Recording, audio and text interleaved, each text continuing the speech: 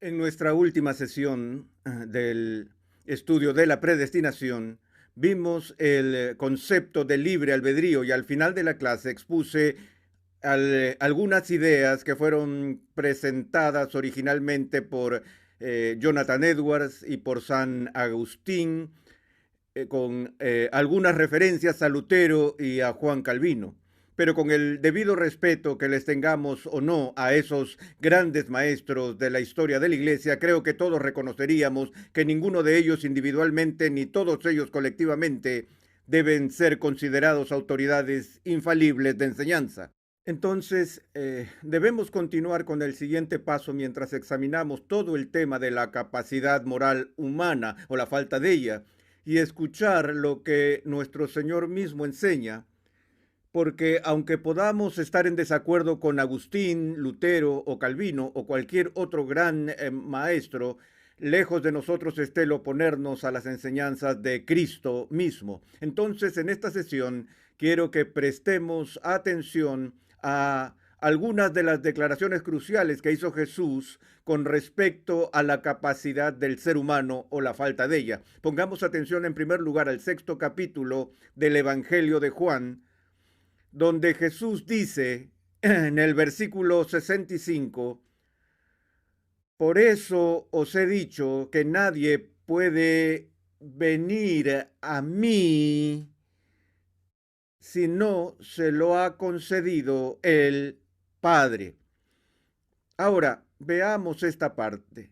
Nadie puede venir a mí si no se lo ha concedido el Padre. Las primeras dos palabras en esta oración, nadie, o algunas traducciones dicen ninguno, ningún hombre, ninguna persona, si aplicamos las categorías de la lógica y las leyes de la inferencia inmediata, etcétera, vemos que esta afirmación es lo que llamamos un negativo universal. Es decir, todo está incluido. Lo que Jesús está diciendo es que sin excepción no hay un ser humano que, sin importar lo que él dirá de ellos, pero aquí es que pueda venir a él a menos que le sea dado por el Padre. Entonces, esto es un absoluto negativo y tenemos que entenderlo. Ahora, la siguiente palabra también es crucial para nuestro entendimiento, es la palabra puede. Nadie puede. Ahora, la palabra puede, o al menos la palabra que se usa en el texto griego, es menos ambigua que la palabra puede en español y que a menudo se confunden en su uso con otra, con otra palabra. ¿Cuál palabra? Permiso. Así es, todos hemos sido corregidos. Recuerdo cuando éramos niños e íbamos al colegio, nosotros levantábamos la mano y decíamos, profesora, ¿puedo afilar mi lápiz? Y ella contestaba, estoy segura que puedes, pero no tienes mi permiso.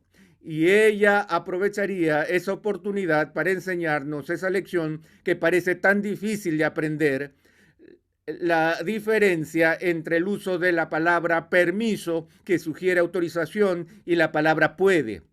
La palabra puede describe capacidad.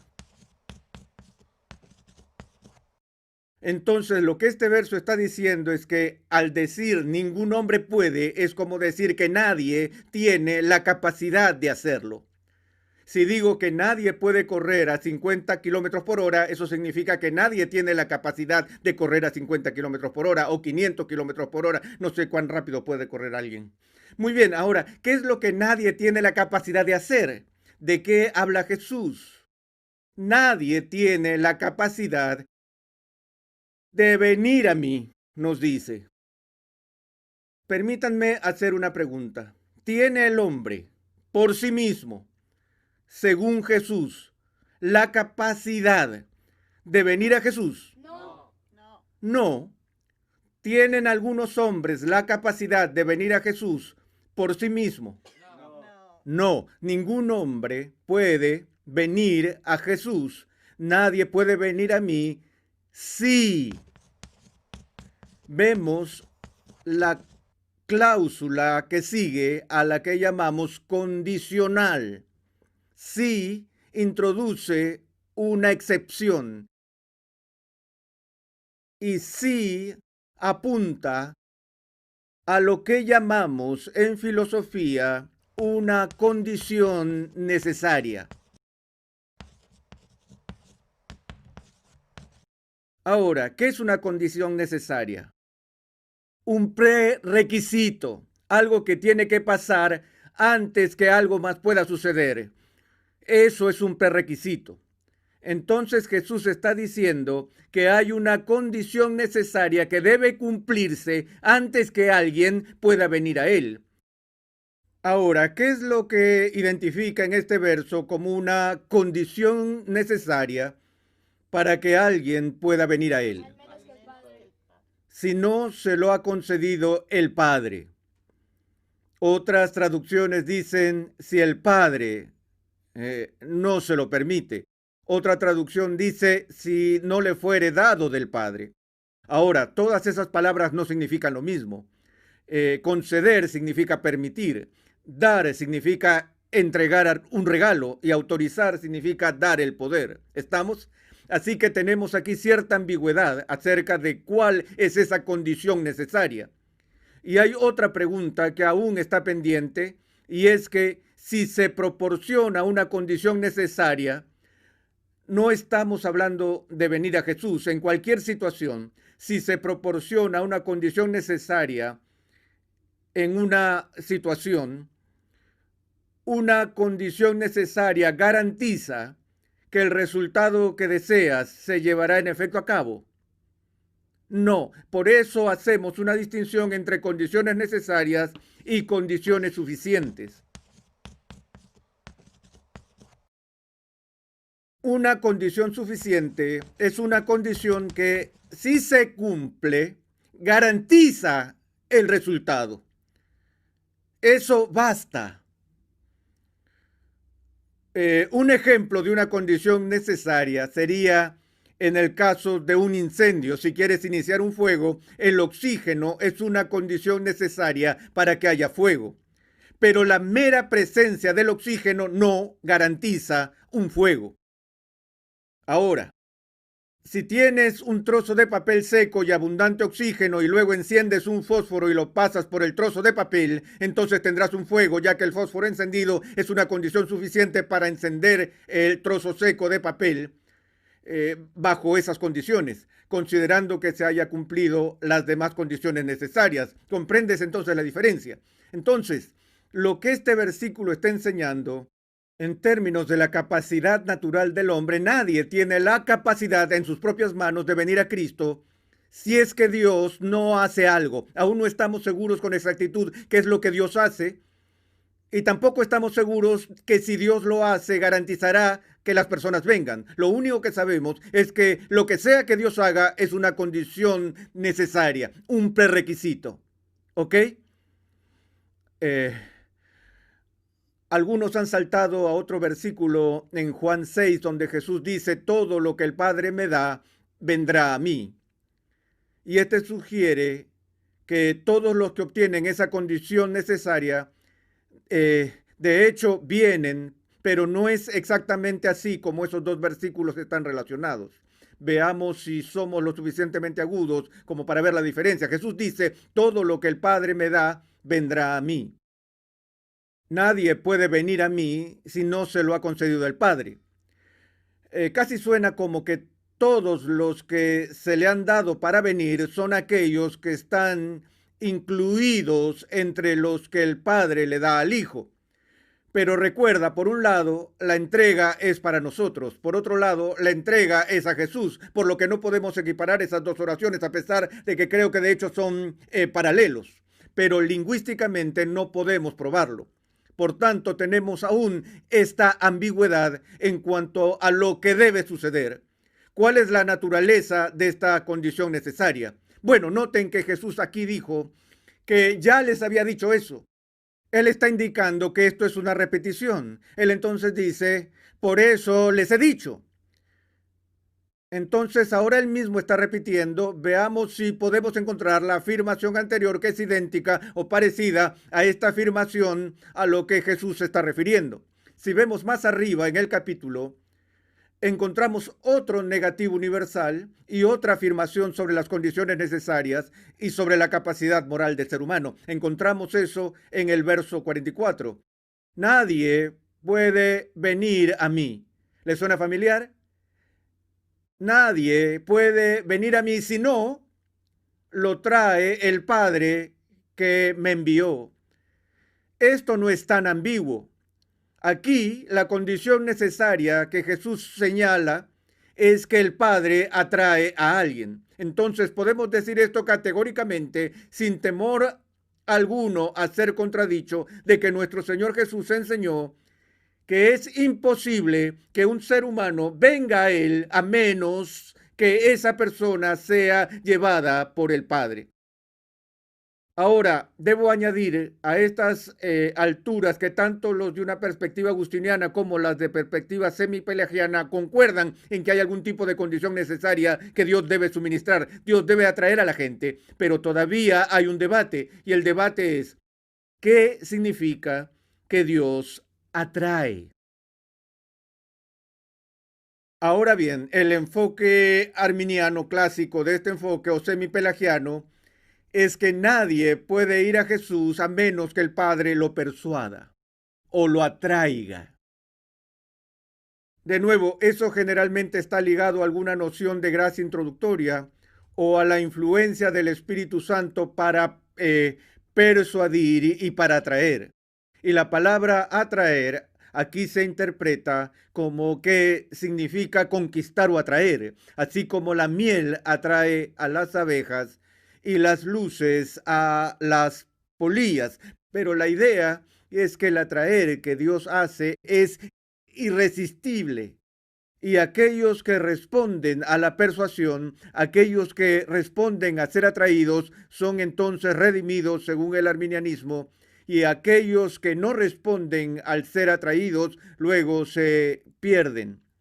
La interpretación agustiniana del versículo es que la palabra atraer significa más que simplemente atraer o persuadir. Ahora, veamos cómo esta palabra griega se usa en otras partes del Nuevo Testamento.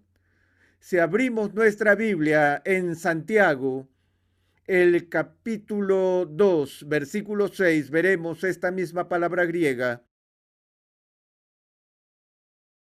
usada en el Nuevo Testamento.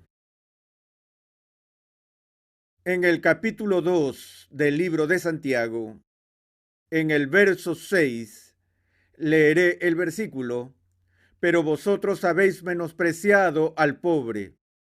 No son los ricos los que os oprimen y personalmente os arrastran a los tribunales. Voy a pedirles que me digan qué palabra creen que se usa en este verso, que es exactamente la misma palabra griega que se traduce por la palabra atraer en Juan 6. ¿Alguien se anima? Arrastrado. Ahora veamos la interpretación semipelagiana. Pero vosotros habéis menospreciado al pobre. ¿No son los ricos los que os oprimen y personalmente os cortejan a los tribunales? Ok, veamos otro. Miremos Hechos, el capítulo 16.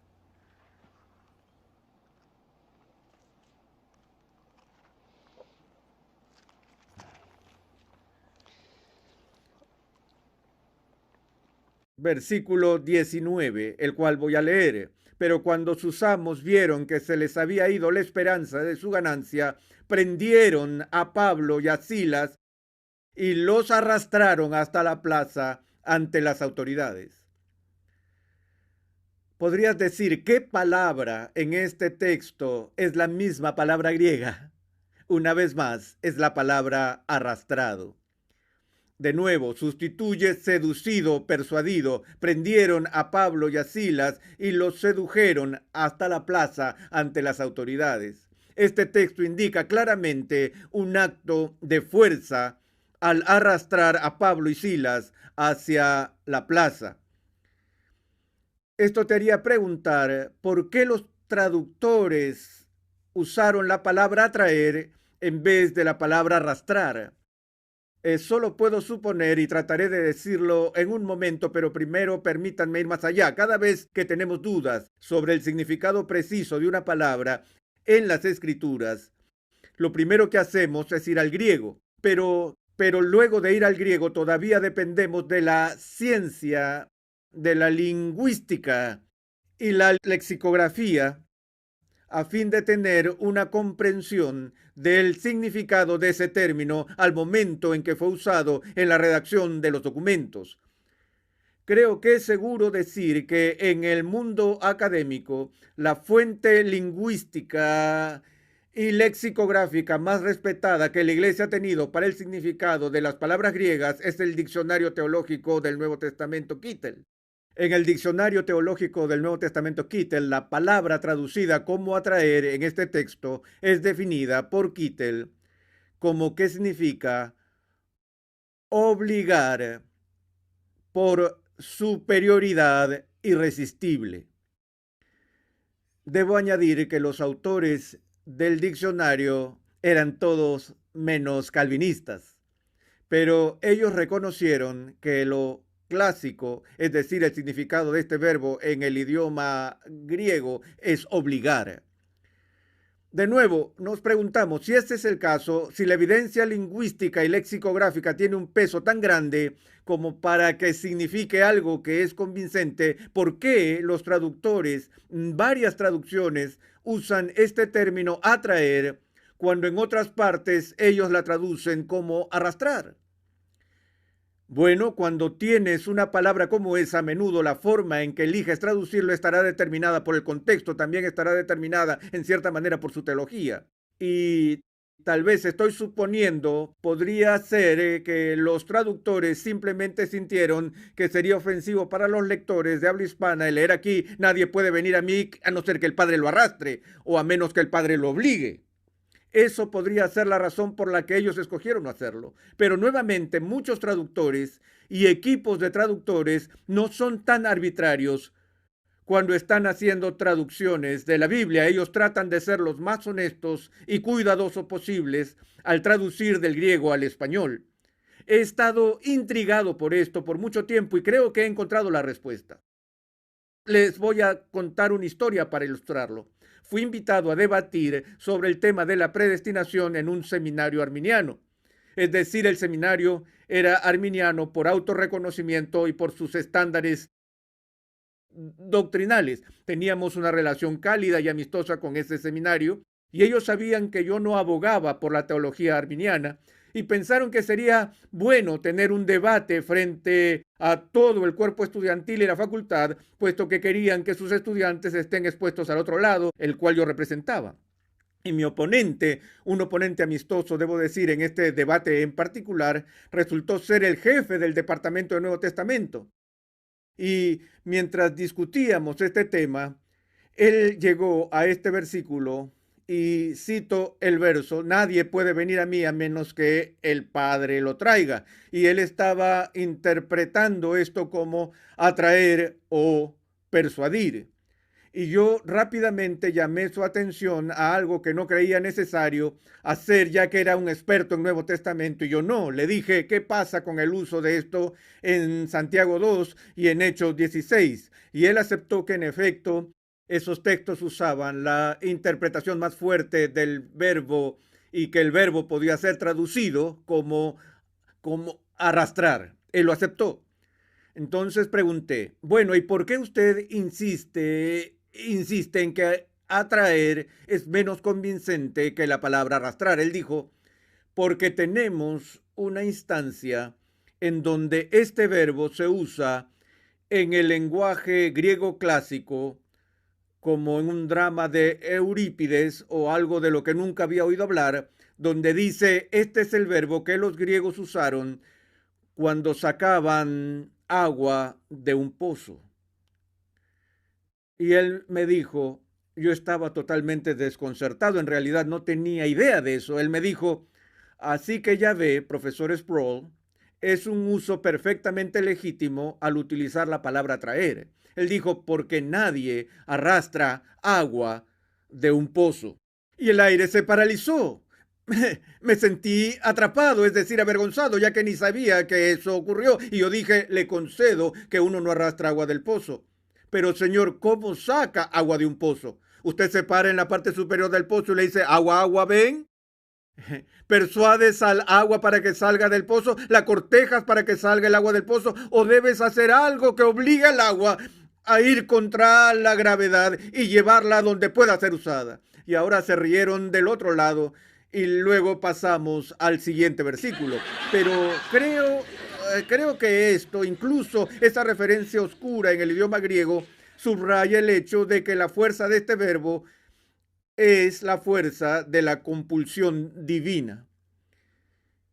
Y si esto es cierto, entonces diría que el verso y solo este verso son suficientes para terminar el debate para siempre con respecto a la capacidad del hombre o la falta de ella para inclinarse por sí mismo a elegir a Jesucristo. Porque Jesucristo mismo dice que ningún hombre puede hacerlo a menos que el Padre lo obligue a hacerlo. Y eso es agustinianismo puro, solo que fue afirmado antes de San Agustín. Pero si eso no es suficiente con respecto a la capacidad del hombre, veamos un poco antes en el capítulo 3 del Evangelio de Juan, donde Juan describe el encuentro de Jesús con el fariseo, un teólogo, Nicodemo,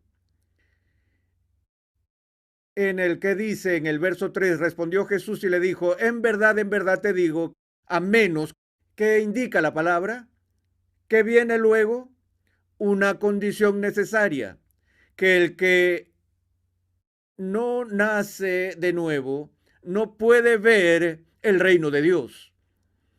Ahora, ¿qué tiene que pasar según Jesús antes que una persona pueda ver el reino de Dios? Nacer de nuevo. Tiene que nacer de nuevo. Entonces la regeneración precede a ver el reino de Dios. ¿Esa es una interpretación legítima de este pasaje? De hecho, nadie puede verlo a menos que sea primero que nacido de nuevo, regenerado. Ahora el texto continúa.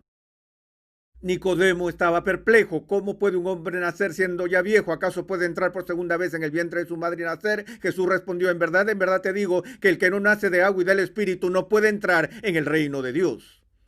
Entonces la regeneración es un requisito previo para entrar y ver el reino de Dios. Los semipelagianos tienen personas que eligen a Cristo antes de regenerarse. Los semipelagianos tienen personas que en su naturaleza humana cooperan con la gracia introductoria, respondiendo a esta persuasión de atracción y atracción de Dios el Espíritu Santo, cuando el Espíritu Santo todavía no está en ellos ni los ha regenerado. Entonces la conclusión es que en la posición arminiana tenemos personas que aún no han nacido de nuevo para ver y elegir al rey del reino de Dios.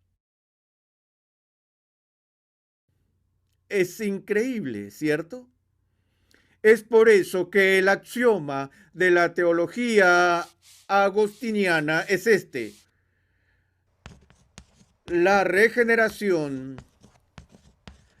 precede a la fe. La regeneración es vista como una condición necesaria para la fe, tal como Pablo lo enseña en Efesios 2, cuando dice que mientras estábamos muertos en pecado y transgresiones, Dios nos ha vivificado, es decir, nos ha hecho vivos en Cristo. ¿Ok? Cuando estábamos muertos. Y luego nos dice que, por lo tanto, es por gracia que somos salvos, por medio de la fe, y eso no es de nosotros, sino que es don de Dios. Así vemos que la fe es el regalo de Dios, que es el resultado de la obra de regeneración del Espíritu dentro de nosotros, que Dios mismo provee la condición necesaria para venir a Jesús. Es por eso que es sola gratia, solo por gracia, que somos salvos. Ahora, Jesús dice, lo que es nacido de la carne, carne es. Y lo que es nacido del Espíritu, Espíritu es. No te asombres de que te haya dicho, os es necesario nacer de nuevo. Jesús está diciendo, ¿por qué te sorprende esto? Eres un teólogo, Nicodemo. ¿No entiendes el punto fundamental de la naturaleza de la caída del hombre? Que lo que es nacido de la carne, carne es. Y en otras partes él nos dice que la carne se beneficia ¿de qué? Nada. Pero si creemos que Dios nos atrae a Cristo y todo lo que tenemos que hacer en la carne antes de nuestra regeneración es cooperar o asentir a eso, si de hecho podemos cooperar y asentir a la gracia introductoria hasta el final, donde entramos en el reino de Dios y somos redimidos para siempre, y lo hacemos estando aún en la carne, entonces te pregunto, ¿qué gana la carne? No solo algo, todo. Tu salvación eterna. Ahora, el mismo Pablo habla de esto en el capítulo 7, el capítulo 8, versículo 7. Leamos desde el versículo 5, porque los que viven conforme a la carne ponen la mente en las cosas de la carne, pero los que viven conforme al Espíritu en las cosas del Espíritu, porque la mente puesta en las cosas de la carne es muerte, pero la mente puesta en el Espíritu es vida y paz, ya que la mente puesta en la carne es enemiga de Dios, porque no se sujeta a la ley de Dios, pues ni siquiera puede hacerlo. Ahora, el apóstol Pablo nos dice algo aquí acerca de la incapacidad moral del hombre en la carne. Él dice que el hombre en su estado caído, en la carne, es hostil a la ley de Dios y no obedece la ley de Dios, no está sujeto a la ley de Dios, ni tampoco puede estarlo. Entonces, ese hombre caído, dice el apóstol Pablo, ¿no es cierto?, que no puede obedecer la ley de Dios. Y aquellos que están en la carne no pueden agradar a Dios. Podría agregar que si Dios solo nos persuadió hacia Cristo y nos dejó tomar la decisión final, no puedo pensar en nada que agradaría más a Dios que el responder positivamente a esa persuasión y a esa atracción. Pero el apóstol nos dice que en la carne no hay nada que el hombre pueda hacer para agradar a Dios. Pero ahora aquí nos topamos con el punto crítico del verso 9. Sin embargo, vosotros no estáis en la carne, sino en el Espíritu. ¿Cómo sabemos si alguien está en la carne o en el Espíritu? Vosotros no estáis en la carne, sino en el Espíritu. La palabra siguiente es crucial. Sí. ¿Qué indica el sí? Una condición necesaria. Correcto. Sí. En verdad, el Espíritu de Dios habita en vosotros. Ahora, ¿cuántas personas regeneradas tienen el Espíritu de Dios morando en ellas? Todas. Todas, ¿cierto? Entonces, si eres regenerado, por consiguiente ya no estás en la carne. Si estás en la carne, no eres regenerado. ¿Está claro? Entonces, cuando habla de aquellos en la carne, se refiere a personas no regeneradas. son personas no regeneradas que no pueden obedecer a Dios, que no pueden o no están sujetas a Dios, que experimentan esta situación terrible de incapacidad moral de la cual venimos hablando. Pero si en verdad el Espíritu de Dios mora en ti, pero si alguno no tiene el Espíritu de Cristo, el tal no es de él. Continúa diciendo, sin embargo, si alguno tiene el Espíritu de Cristo, el tal pertenece a Cristo. Es así que el prerequisito crucial para la salvación es una obra del Espíritu Santo, la cual es la condición necesaria, el requisito previo para que la fe esté presente. Por eso es que insisto en que el primer paso de nuestra justificación, lo que nos aviva de la muerte espiritual y nos permite venir a Jesús del todo, es la obra misericordiosa de Dios, el Espíritu Santo, y nunca es el fruto de la carne.